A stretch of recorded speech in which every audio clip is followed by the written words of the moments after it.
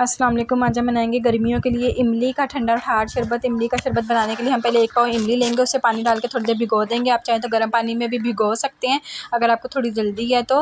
मैंने खाली से नॉर्मल पानी में भिगोया था। भिगो कर से आप थोड़ी देर छोड़ दें। छोड़ने के बाद आप देखिएगा ये एकदम ना अलग अलग हो जाएंगी। इसके जो इमली के बीज वगैरह हैं वो अलग हो जाएंगे और इस तरह इमली का जो गूदा है वो अलग निकल आएगा। ये देखें इस तरह से हो जाएंगे सारे। उसके बाद मैंने इसे हाथ की मदद से ना ऐसे दबा लिया था। इस तरह से इसको मैंने निचोड़ के इसका रस जो था वो नीचे था इस तरह से, और वो गुलटियाँ जो थी वो सारी मैंने अलग कर ली थी, आप देख सकते हैं। उसके बाद मैंने इसमें 1.5 कप चीनी ऐड की थी। चीनी ऐड करने के बाद अब इसे लो फ्लेम पे, लो से थोड़ा सा तेज़ फ्लेम पे आप इसे पका लीजिए। जितना ये गाढ़ा होगा उतना ही सही रहेगा। मैंने इसे नॉर्मल रखा था, बहुत थिक नहीं किया था।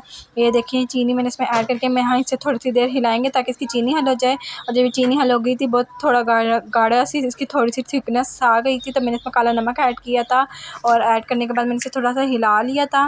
और ये देख सकते हैं आप इसकी कितनी अच्छी लुक आई है और ये कितनी जल्दी भी बन जाता है, घर में इजी और साफ़ सफाई से बन जाता है। आप अपने बच्चों को बना के दें, घर में ज़रूर ट्राई करिएगा और अपना फीडबैक भी शेयर करिएगा कि आपको ये रेसिपी कैसी लगी। और मेरा ये शरबत तैयार हो गया था। मेरा ये गर्म था तो मैंने खैर वीडियो में आपको दिखाना था, तो मैंने ये गर्म में ही बना लिया था। आप इसको थोड़ा ठंडा कर लीजिएगा। उसके बाद ये ठंडा होने के बाद ये थोड़ा सा थिक हो जाएगा और, तो आप ये ज़रूर देखिएगा।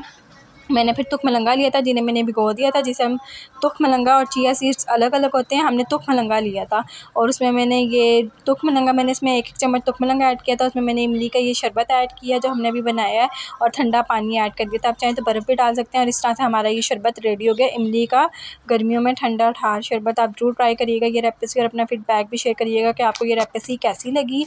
और मेरे चैनल को लाइक करिएगा, शेयर करिएगा, सब्सक्राइब करिएगा। ये थी इसकी फाइनल लुक। शुक्रिया।